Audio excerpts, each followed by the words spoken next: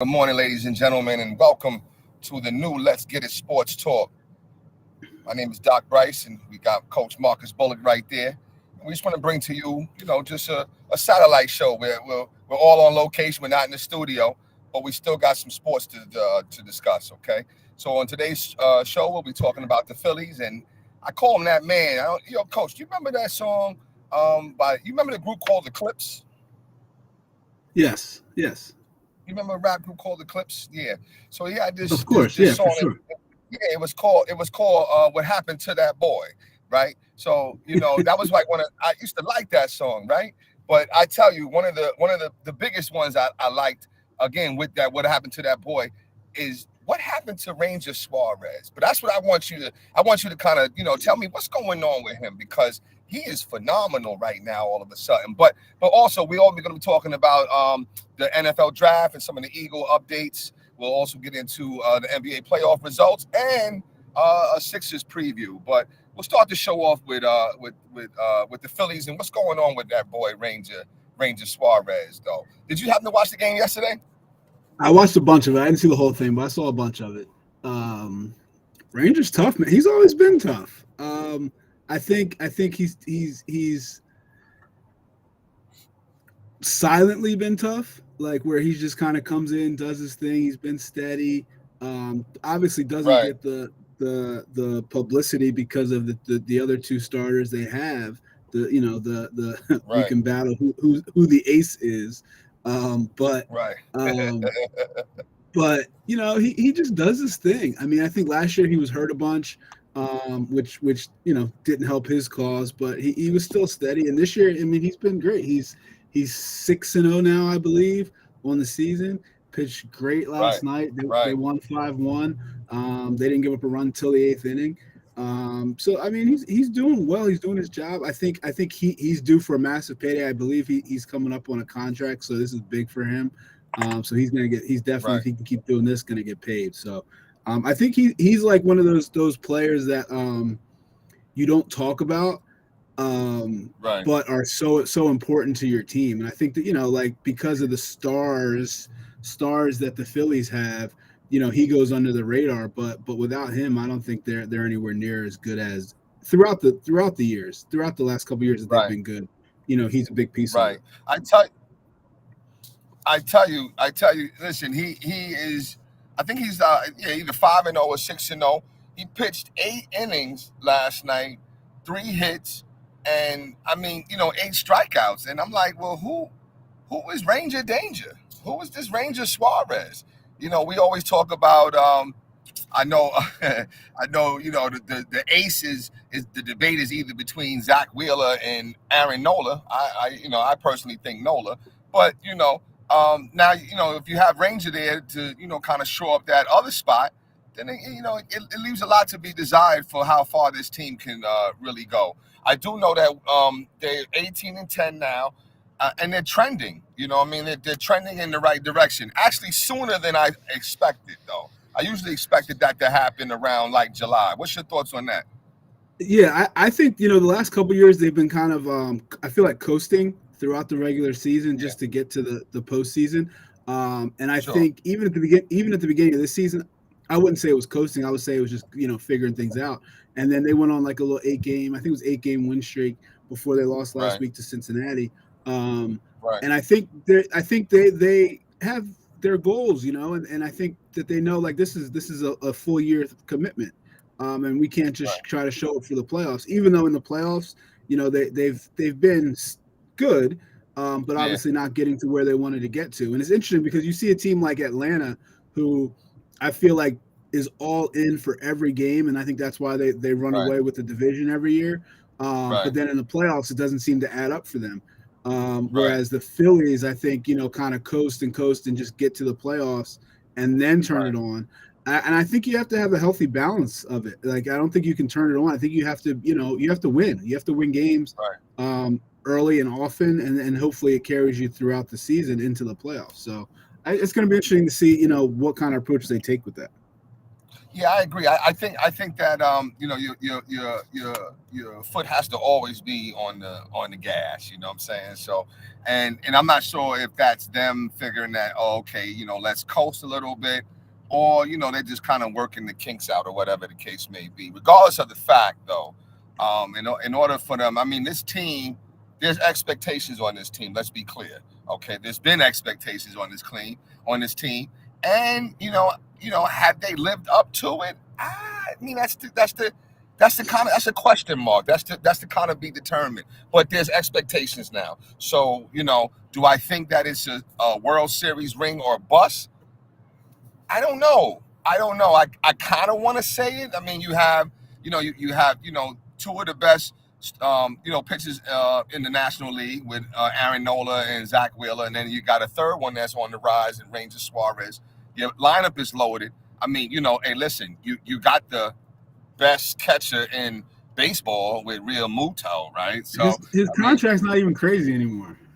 well, I mean, listen, my thoughts on that. I think you spend too much on the catcher. Catcher, you can get somebody. Listen, the Mets had Gary Carter back in the day. Yankees had Joe Girardi. They were, 200, 220 average baseball hitters. You know what I'm saying? As long as you can catch the ball and throw it, that's all we need from you. But neither here nor there. Whatever. It's all good. It's all good. So, but listen, hopefully these Phillies, they'll continue on the trend, 18-10. The Yankees are coming to town in June, though, so I'm definitely, we got to be live on location. I make it clear. I believe in championship teams, and I'm a New York Yankee. You know what I'm saying? So but it doesn't mean I can't root for the Phillies. I just won't root for them that day. But we definitely have to go to that game and see what's going on. Hey, listen, For sure. they're doing better than the Mets, though, right? That is true. I mean, the Mets are what? They're about 500, I believe. About 500, yeah. But I mean, About nobody has any expectations for them. So, Exactly. you know what I'm saying? Exactly. But yeah, no, that's good to go. So hopefully that the Phillies continue to go on that upward trend. I mean, as is it an exciting time for the Philly sports fans? You got the Phillies trending upwards. Sixes now, coming up, but now you got Eagle Draft Day. How was those results? Like, I know we were on, and again, we apologize to our listeners. Sometimes we're having streaming issues, because we're outside the studio and we're trying to, be more mobile with the things that we do. So, we definitely, ask you to, please exercise some patience with us as we get better. As you see now, right? I'm on I-95 riding in passenger. Okay, Marcus is where he's at, doing. We're busy, but we want to make sure that we bring the listener what they want, and that's to have this good sports conversation, and that we've been known for, and that we're reproducing and going to be even better. So, with that being said, though, how was the rest of the draft, though, Coach? So people are in love with this Eagles draft, and I don't know if it's Eagle mania, like the Eagles fans being Eagles fans, or if it's real.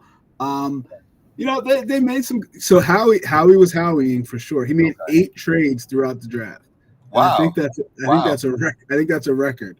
Wow! He made 8 trades, and they got from position wise, they got what they needed. Okay. They started off with 2 cornerbacks, which was what everybody was saying, that they had to have corner, to just to get younger there. Sure. Then they went with an edge rusher from a smaller school, though, Jalix Hunt from Houston Christian. So Okay. we'll see. His college coach had big things to say about him. He came out talking a lot about how Eagles fans are not going to be disappointed with this kid, and so I mean, but that's his Okay. college coach. That's what he's supposed to say. Right. Um, Exactly. and then they got then I guess the next big pick was the running back from Clemson, Will Shipley. They got him in the 4th round, which a lot of people said he was going to go earlier than that. So Okay. to pick up that running back, was good. And I guess everybody's favorite pick was the 5th round from Clemson. They got the linebacker Jeremiah Trotter Jr. Yeah. So Well, yeah, I saw that. I saw yeah, that. I saw that. Is he good though, or is it more? This is more just name recognition.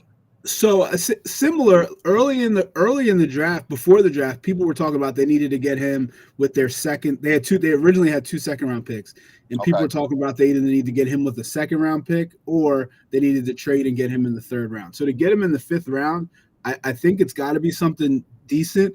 Okay. But the fact that nobody else took him to the fifth round also tells you something. I think he's a little undersized, like his dad. His dad wasn't a tall guy. Right. But he did the job. So Okay. I think it's going to be interesting to see. And obviously, I'm sure his namesake helped him come to Philly. But Oh, he absolutely. has good measurables, and I think if he's anything like his dad, obviously he's going to be successful. Right. So let me ask you. It's interesting. As I learn more about this NFL draft, so you can get. It's different from some. I'm used to the NBA draft. And really, back in the day, of course, when we were kids, anything past the first round was kind of, Yeah, they were kind of like rec league a little bit. A little bit. You know what I'm saying? But yeah, yeah. nowadays, you can get, superb talent in the second round. So now with football, how deep?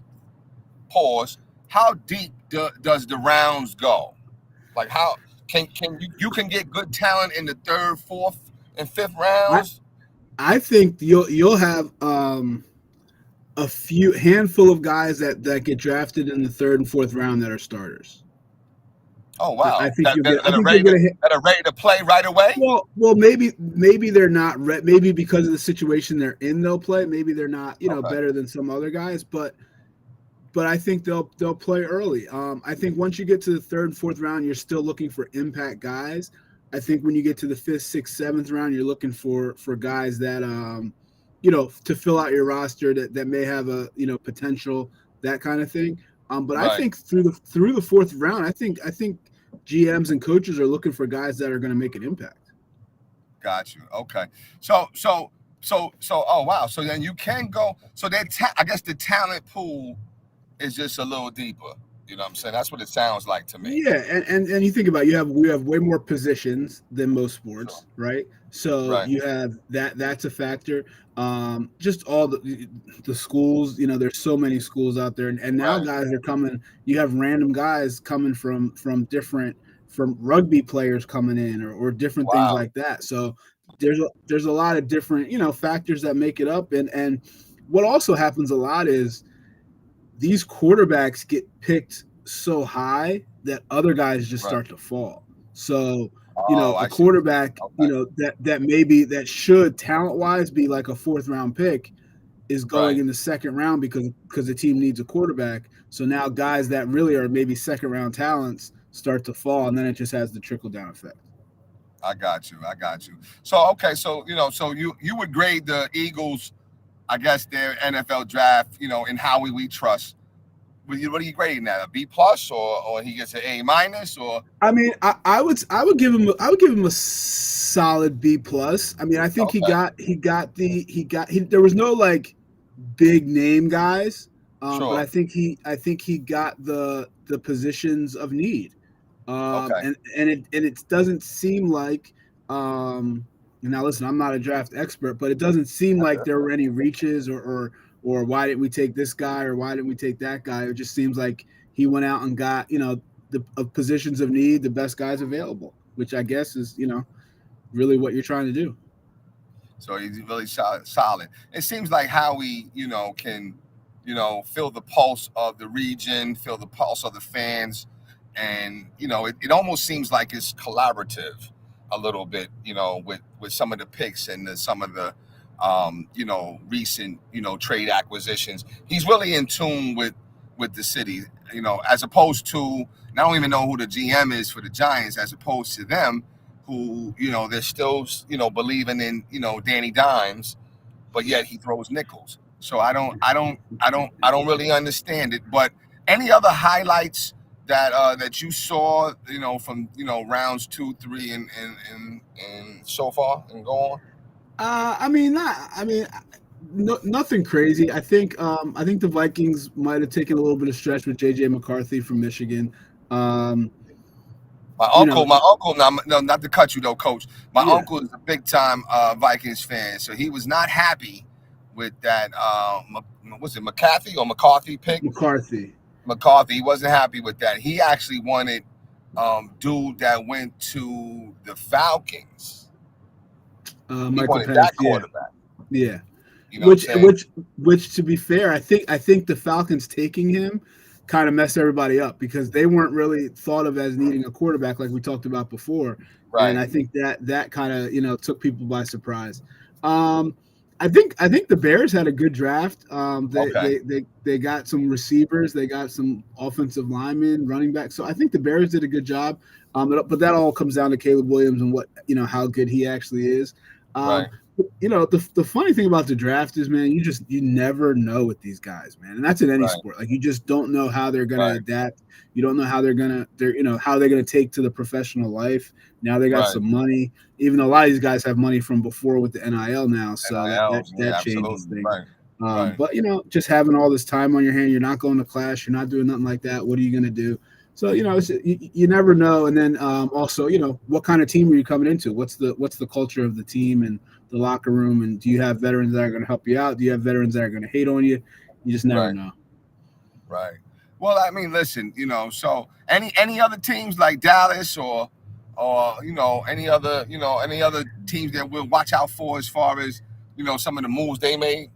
I mean, there was, like I said, to me it seemed, and like I said, I'm not an expert on this, but to me it seemed like teams kind of did what they needed to do. I got you. Dallas in the first round took an offensive tackle, trying to shore up their line. It's really nobody crazy, nothing crazy from them. Your Giants took a receiver in the first round. What did they do after that? Let me see here. They took the receiver from LSU in the first round. Then they took a safety, a bunch of defensive players. So I mean, and we've talked about this before with college football. The names aren't as big as they used to be. So that like who are you gonna get? Who's this? Who's gonna go there? Like we don't know guys like that really anymore. Right. And why that is, I guess, is another discussion for another day. But like just the namesake, the Reggie Bushes, the Matt Leinerts, those kind of guys, just Vince Young, like they just yeah. Well, maybe hopefully I don't know. I mean, I think that's worth a conversation. Is that a good thing or a bad thing? And maybe that's something that we talk about and kind of break down in some some other segments or whatever. But well, that's good. I'm glad that listen, the NFL draft again. I'm going to attend one of these draft parties. I didn't know they were happening. I didn't know. I mean, because anybody we watch the NBA draft. We just turn the TV on. Of course we're tuned in, but we're not having people over and whatever like that. Sure. This is like.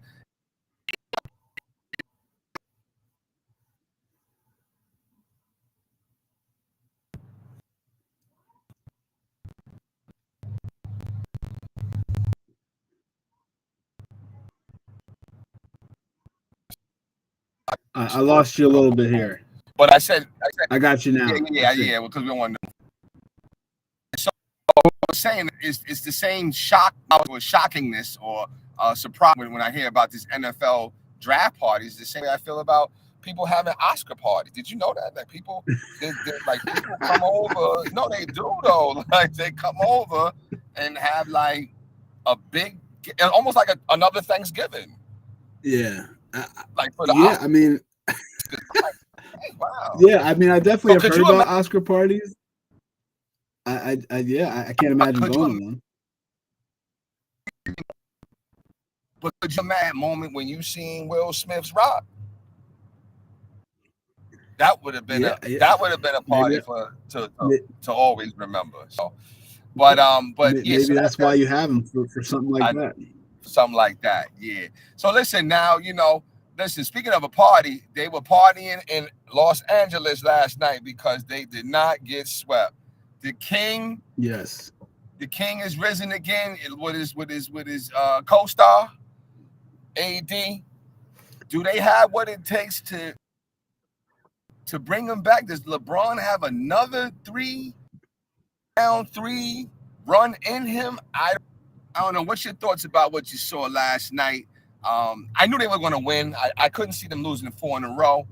But I mean, LeBron, as much as I revere him, he's looking old. He's aging right before us. I mean, let's just keep it real. He's aging, but he's still dominant. And I think we're witnessing something. That's why they had witness, right? We're witnessing something that we have never seen. Even Michael, when he was on the Wizards, he wasn't like doing like what LeBron's doing at that same age a little bit. But anyway, what's your thoughts on, with them in the series? Do they have a chance? Do they have an opportunity? No, I don't think they have enough. I think and it's really, it has nothing to do with LeBron. It has nothing to do with LeBron. I think. Wow. You know what? I think it's all about AD. I don't think, like, right at this point in his career, I think the whole point of AD was coming to Los Angeles was so LeBron could be the co-star. I think that was the whole point. Right. I think by now LeBron thought AD would be the best player in the league, dominating, and he could be who LeBron really wants to be, and just that facilitator who still gets his, don't get me wrong, but not have to go out and score in every possession, and that's what he has to do right now. And I don't think, like you're saying, LeBron, he looks old. I agree. And we've never seen anybody at his age do the things he's doing. Like you said, even with Mike, it wasn't at this level. Like Mike had his games where he went and got 40, whatever it was here and there. But LeBron is literally, like last night, carried his team to victory. And in a playoff game, in a playoff game. And I think it was very important for LeBron not to get swept again, for his legacy. I think he felt that. So I think that's why, it kind of came off the way it did with him. But I just don't think they have enough with AD not being who we thought he was going to be in LA. I think LeBron just doesn't have enough. It's too late in his career. Because if you imagine if you put, I don't know, Giannis or somebody like that with LeBron right now, I think it's a different story. Because then LeBron could be that the Robin, but not because he's not as good, because that's what he wants to be. And I think I think he needs Batman, and he just doesn't have it right now. Right, he does. Yeah, I agree. What one of the persons who did you? Yeah.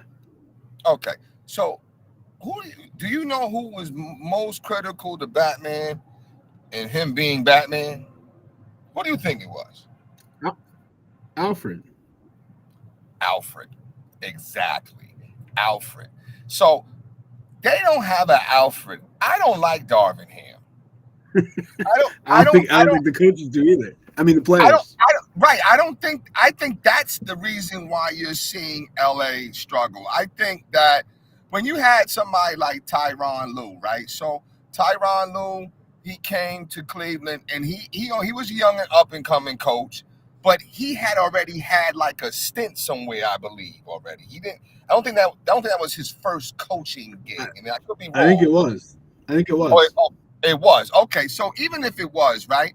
He had a different relationship with LeBron or with some of the players. I remember in a huddle one time when they were panicking and they, I forget what team they were playing, but the Cavaliers were reeling, and LeBron was saying something, and T. Lue stepped in and said, "Shut the F up, I got this." You remember what I'm talking about? Right? He said, "Shut the F up, I got this." I just don't see Darwin. I don't know. If I had to compare anybody that makes the NBA, of course, they're special, they're talented players, right? I can see T. Lue. Darvin Ham, I don't know. He wasn't that much better than Kwame Brown. He wasn't that much better. He was on that same level, though. You know what I'm saying? So, I don't know. I think that, and then AD called them out too, right? So they You could tell anytime you have some discourse or whatever the case may be. You have the same team that went, to the Western Conference Finals, and now, they're looking like ashamed of themselves a little bit. And then D'Angelo Russell, again, he's got to do better with that crybaby stuff for his legacy. I mean, he's already like on on a short leash just because of what you did with Nick Young out there. So now you're over in the, like, you're pouting. Were you eating a chicken wing? Were you biting your fingernails over there? I don't know what you were doing over there, but you look crazy while everybody else. And I don't understand. Now let's speak to that for 1 second, and we get into the other other scores or whatever. What is that? How can you, as a grown, mature, successful millionaire man, your team is in a huddle and you're sitting over there pouting like you're in 5th grade? That's unfortunately, we see that way too often, and I think that speaks to what you were talking about with Darvin Ham, number one. Right. I think it speaks to obviously who D'Angelo Russell is. Right. But I think it's even bigger than that. I think it's the culture of I don't want to say sports, but definitely the NBA these days, which is what our youth look to, and then when they see that, now you have at it, so I think it's what happens when players aren't held accountable. Right. Like that, what he did in that timeout. And listen, it's one thing, and if you watch an NBA huddle, 12 of the 15 players on the roster aren't paying attention. Yeah, that is true. Right? But they're there. They're in the huddle. Right? They're in the huddle. Right. So just come to the huddle, look around, see who's in the crowd, like cut your nails in the huddle. Like, you know what you're doing when you make a maneuver like that. Yes, exactly. That's exactly what I'm saying. So, and then when I saw his quote, when because Darvin Ham said, we're not changing any lineups, right? And D'Angelo, he played well yesterday. And they said, well, listen, that vote of confidence that you got from your coach, this and that, this, that, and the third. And he said, oh yeah, it was appreciated. But I believe in myself. You know what I'm saying? Like, I didn't need it, pretty much. I didn't need all that because I have confidence in myself.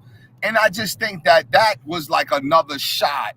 Yeah. Another shot to him. Yep. You know what I'm saying? So it's like, I don't know. I don't see him returning next year. I think Darvin Ham's out. You're hearing it first from me. There's been no rumors. There's been no nothing. But I'm telling you now, he's out.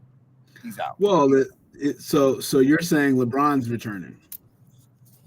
Yes, LeBron's returning. He's not retiring.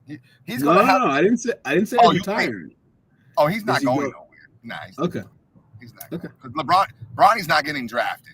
You know what I'm saying? Well, Bronny's also not going to be at USC. Oh, he went to the transfer portal, didn't he? Yes. Yeah, he did.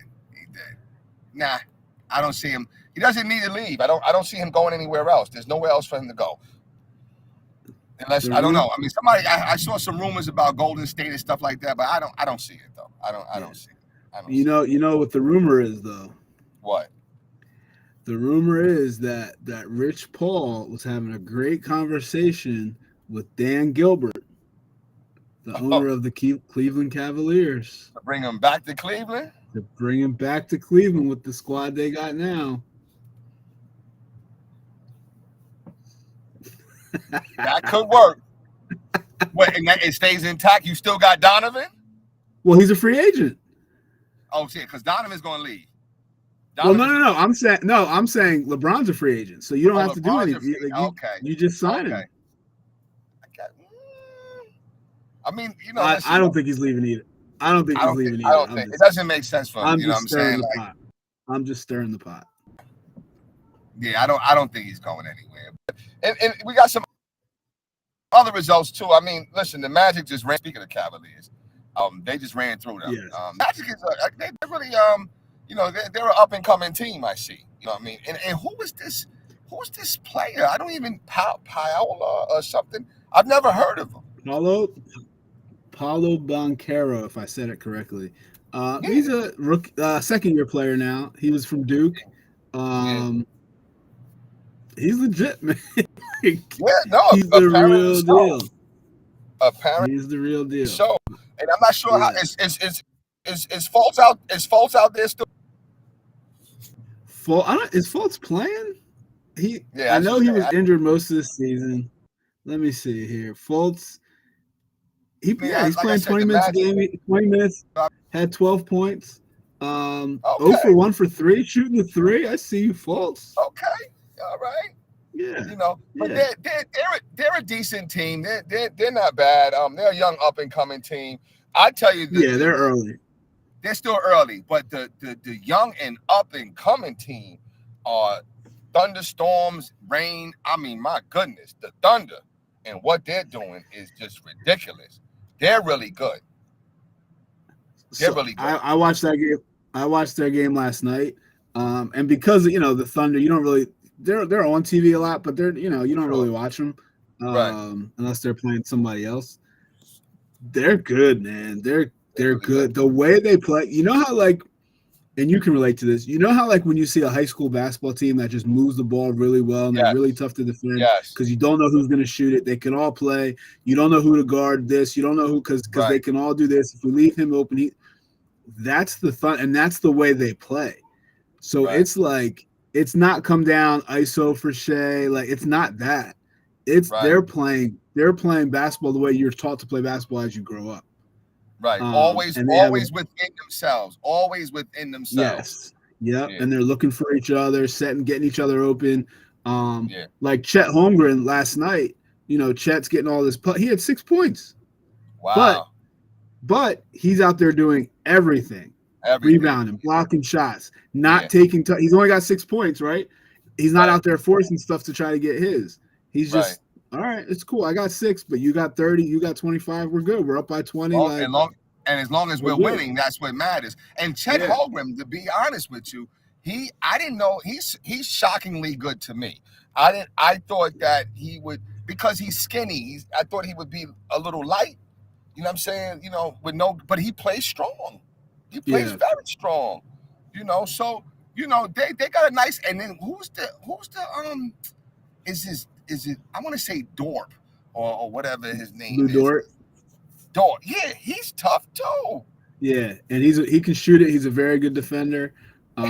They're deep. They're tough. They play the right way. You know who they got? They got Isaiah. They got Isaiah Joe over there knocking down threes. Right, knocking down and I always thought that was a mistake, and I used to say that anything that Isaiah Joe shoots, it always goes in.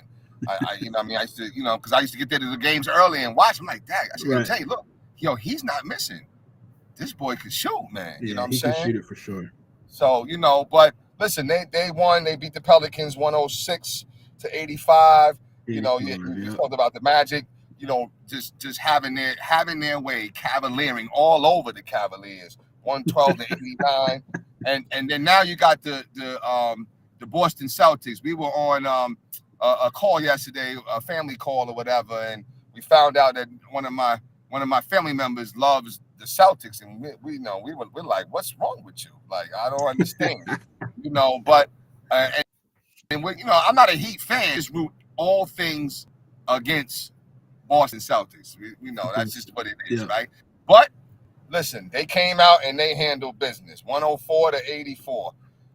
They from the door. They came with purpose. They said, listen, we're not letting you even get confident. We don't care. We're down here in Miami. We ain't with all that beach, and that's how Miami gets you. They tell you come down early. They get you going.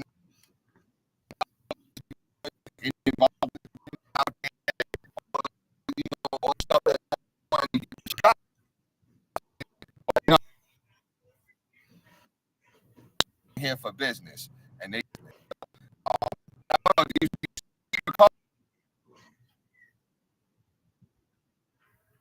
You're going in and out a little bit here.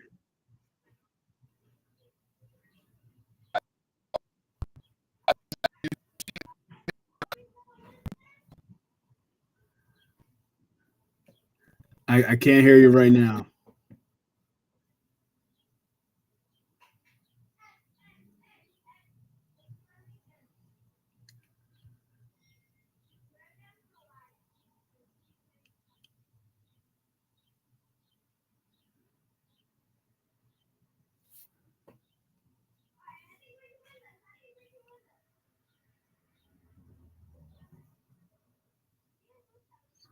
Well, we got some technical difficulties with Bryce. I'm sure he'll be back on in a second.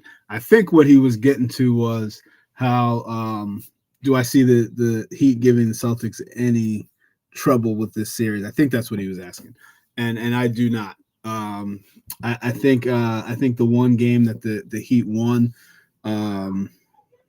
they hit a record number of threes, and I think that's how that happened. And I think here he's back. Building. All right. No, I was saying. So listen, the Heat back. Go ahead. You go ahead, Coach. I thought what you were asking was, do the Heat have any chance, to get back into it? I think that's what I was kind of going with, and I said no. I think the Heat, they won the game two. They hit a record number of threes, and I don't, I think that's the only way they can beat them. And I think Boston, and I think that's been their problem over the years is they kind of take days off. I think that caught up to him last year. But I think when you add a guy like Drew Holiday, who has that championship experience, I think he's going to take that stuff away. So, I think this will be over in 5. I see, Boston, kind of cruising, taking the next 2 pretty easily, so that they can get ready for whoever they have next. Coming up next. Any signs of Jimmy coming back? They said they're going to reevaluate him next week, so I don't think he'll be back in time for anything to happen here. And they weren't going anywhere anyway. You know what I'm saying? So but and then like I said, we talked about the Lakers. Lakers did beat the Nuggets 119-108. But listen, we can go through all this. We can talk about LeBron. We can talk about the rest of the NBA results. But what we really going to talk about is the 76ers. They got game 4 today from the Wells Fargo Center starting at 1 o'clock. And speaking of, I had a thought when you talking about Drew Holiday. How I wish we still had Pat Beverly. How I wish we still had Pat. Come on, Coach. Listen, Pat Beverly, he would have. It wouldn't have taken us to game 3 to hit back and show some heart and some girth. He wouldn't be on the court though. Would you rather have him than Kyle Lowry? No, absolutely not. I just would have found a way to try to bring him back. I understand he had to go, and I like Campaign. I think Campaign's the energy person or whatever. But when I'm looking at Josh Hart and all of them kind of flexing out there, and I'm like, where's Pat Bev? Pat Bev is not going for that. He's not having that. Did you see, and you might not, did you see how the Bucks Pacers game ended the other day in overtime? No, I didn't get a chance to. So it went to overtime, and then it comes down, there's like 5 seconds left in overtime, and Tyrese Halliburton has the ball. So if you're the Bucks and the other team's best player is a guard, who are you going to put on him? I mean, Pat Beverly. Pat Beverly, yeah, that's what you would think. Yeah. He cooked Pat Beverly so bad, and Pat Beverly, and you know what? Like, it's hard to guard guys. I'm not saying anything about that. He just looked so. I don't want to say the word old because he's not old. He just looked like it was like, all right, it's done for you, bro. It's just it's over. Like that's how the play looks. And yeah, wow. Well, no, and then that to me it was like, okay, we don't need Pat Bev. Like that play was like, all right, we're good. But no, I think from a toughness factor, even if he was on the bench, like just being that guy, like I agree with you 100%. Like that's always been our problem. Where Embiid is like our tough guy, and he's soft as they come.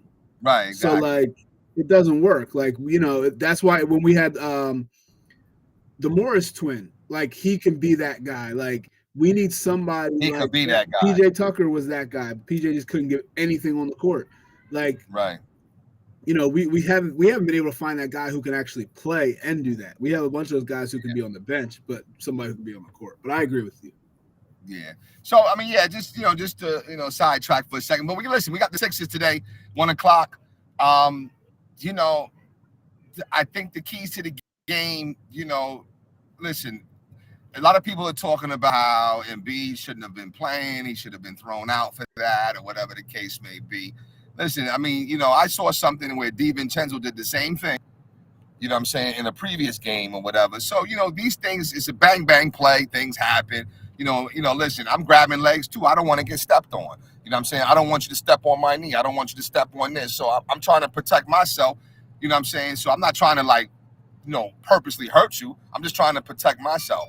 You know what I'm saying? So I don't know. But what I will say is the Sixers have to come out and they have to get started. They have to have good starts to every quarter. They cannot have these lapses where 8, 9 trips down. We're going 1-on-1, and then we don't know what to do, so we'll just let Tobias create on his own. If there's any part of the game plan that says Tobias should give him a chance to create on his own, then you need to scrap that game plan. That's not working. Doesn't work. And I think Buddy Hield should see some floor time. At least give him a little flow a little bit. I mean, Nick Nurse is really quick with him for some reason. I don't understand. Yeah, I completely agree about Tobias. Going back to the Embiid point, everybody has their thoughts on, he should have been thrown out of the game, blah blah blah blah. But then also, Maxey was fouled in game 2, so what do you want? We should be up 2-1, exactly. So which one do you want? You can't have both of them. So which one do you want? So anyway, but yeah, I mean, this game, I think it's super important that the Sixers come out early, and play with a lead. I think they're much better when they play with a lead, because even when like you always say, it's a game of runs. So even when the Knicks make their run, you're not desperate. Right now, it's just a game. So I think that's important that they play with the lead. Embiid's got to be great. Maxey's got to be great, and somebody else has to be really, really good. Who's that going to be? Yeah. I agree. I think there's going to be a Buddy Hield game at some point, whether it's this series or whenever. I think there's going to be one. I think he's in a tough spot because he's never been in this kind of atmosphere. This is his first playoff series. So, that might be a lot for him. Hopefully not, but right. And the Knicks don't have a lot of good matchups for him. There's not a lot of him on the other team. Most of the guys on the other team are great off the dribble and require you to defend them, which isn't his strong suit. But I agree. I think we need to get him some shots. I think if we can get him in a flow, he can open things up. And I think Tobias, we have to stop waiting for Tobias to do something, because I don't think it's coming. I don't think it's going to happen. So, if he doesn't have it early, let's get him out. It is what it is. Yeah. I think that, that lineup, they finished the game. I think that's the best lineup. I saw that lineup in the playoff.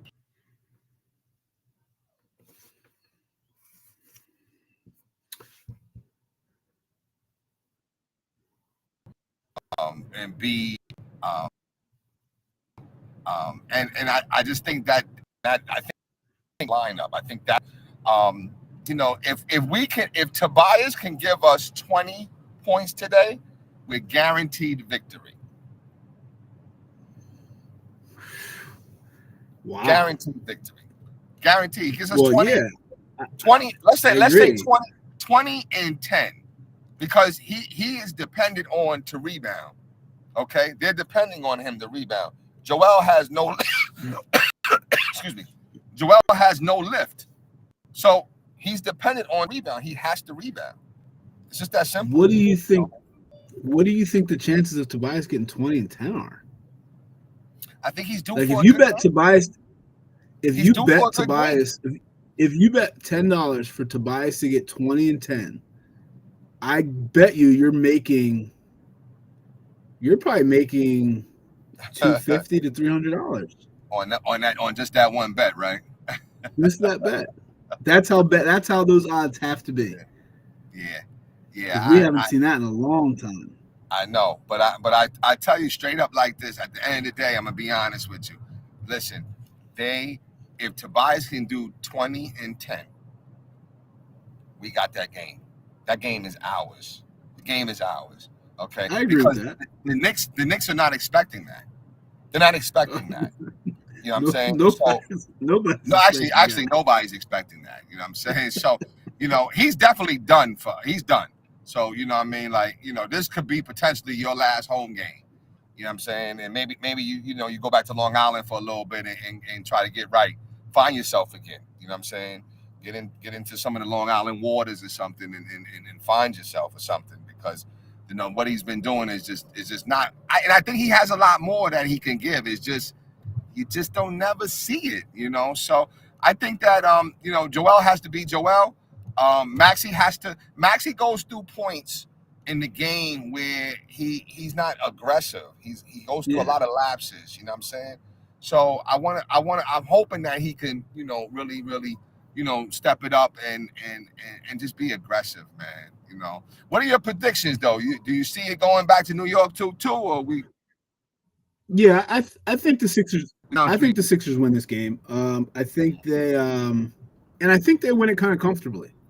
I think Okay. it's a 8-9 point game. I think they have the lead Yeah. for most of the game. And I think what what I really want to see is I want them to get a lead and then be able to do some of the things we're talking about, like let Hield play, like let Hield get into a rhythm. Right. Um, D'Anthony Melton's supposed to be back today. Okay. Good. Good. Maybe let him get some minutes so he can get going. But at the end of the day, you just got to win the game. And I think they do. I think they win it. I think it's a good game, but I think that the Sixers are able to pull away and get a little cushion 8-9 point victory. Right. Right. Listen, we got Thunder Thoden on. Hey, what's up, Thunder Thoden? I'm gonna be reaching out to you too, because we need to know the weather. We need to know the weather, and I know you're all things weather, and you're back in Jersey, so welcome back. You know what I mean? But Thunder Thoden is saying that listen, Tobias needs to go. He does need to go. He does. But right now, we need him to score. Okay, so we're going to hold on to him. We're going to use him right now. We just need you to get the job done for us. Okay, that's what we need. But I will tell you this though, if from what I see, right, the Knicks are playing above what they are, and we still found a way to beat them. I don't think the Sixers are playing even close to what they are, and we still find a way to beat them. So I think now the Sixers come out in this game with a little more confidence and says, okay, you know what? If we play Brunson this way, okay, and we limit, because it really isn't Brunson that's killing us. It's everybody else. Everybody else is the Yeah, ones that's killing us. So you have to.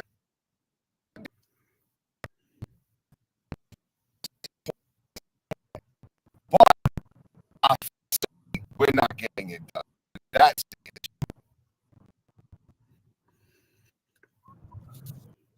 back into the trees. Can you hear you're going in a little in and me? out a little bit here. Can you hear me now?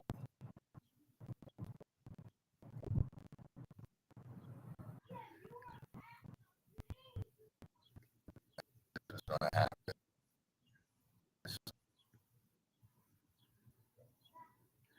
All right, he's gonna log back in. But yeah, I mean, I think with the Knicks, limiting Brunson's always key, but he's tough. He's tough to limit. Last game he got into his bag a little bit and was able to get going. But yeah, I was just saying how Brunson got going last game. Right. And it's hard to limit a guy for in a 7-game series like the way they True. did the first 2 games. True. But like you said, it's important to get you can't let everybody get theirs. So Right. if Brunson's gonna, end up with 30, 35, you can't let DiVincenzo's got to be under 15, and you can't let Hart So I think that's the key is picking your poison and who's going to get theirs and who do you have to limit. When I think the key for early in the series was definitely they were trying to limit Brunson and let everybody else do their thing. Right. But now I think it's been late enough where you got to just play basketball and really know the scouting report and trust it. Trust that process. Good stuff. All right. So yeah, I think my predictions for the game is I see the Sixers, and I'm hoping that we can win this. But I'm seeing the Sixers at least a victory, at least by 10. I'll say 10, a 10-point victory at home. We're going back to the Garden, going live on location from the Garden. Got to figure out how we can get there, but we're gonna get there. You know what I'm saying? We're gonna get there. We're gonna get there. So, but listen, final thoughts though, Coach. This is an awesome time of year. I love when all these games are on every day. It's fun. Big Sixers. I hate how it's a 1:00 game. I hate 1:00 games. I know. It's just doesn't the vibe just doesn't seem there. But you come to play and they're ready. Hopefully they'll be ready to go. So just hoping for a Sixers victory today, and then a lot of games a couple games the rest of the day too. So good basketball coming on. Good basketball. Oh, you know what? Listen, my final thought is, listen, same thing. I love this time of year. It's playoff time. I'm loving what I'm seeing from Jimmy Harden and them Clippers because I knew they would be a first round exit. I see them going out in the first round. It's you can't shake some things. And Jimmy Harden, he can't shake it. I don't care where you go. You are who you are everywhere you go. And it is he will never win a chip. You're hearing it first here. I'm telling you now. Okay. Is this his fault though? I'm asking. I don't know. I'm asking. It's his fault because listen. Let me tell you something. Let me tell you, my man Golden. He said because he's a science guy, right? He said one thing, and I didn't realize this. Energy can. I think. What did he say? It can't be created or destroyed. It can only be transferred, right? Yeah. So when you get a Jimmy Harden on your team, guess what you get? You get all his energy. He plays no D, no defense, no D, no nothing. If that shot ain't going, it's a wrap. He's not what I call a resilient person, somebody that knows how to know how to pick it up. Pressure comes, there's a problem.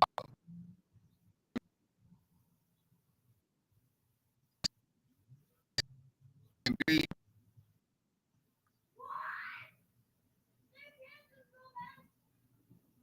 got to play. Now you're going to do it. And that's a problem for him. That's a problem for him because they got to depend on going to be good for him. Watch. They will not, they're going out in the first round, and that's going to be an epic failure. But that's for next week's show. But listen, for today, right, exactly. But for today, let's go Sixers. We're going to get this job done. Okay? So anyway, listen, I'm Doc Bryce. That's Coach Marcus Bullock. Wanted to still, kind of continue to bring you that content. Even though we're live on location, we're on the road. We're committed to continuing to, bring you that information, bring you that content, and bring you that conversation. And as time goes on, trust me, we're going to be right there.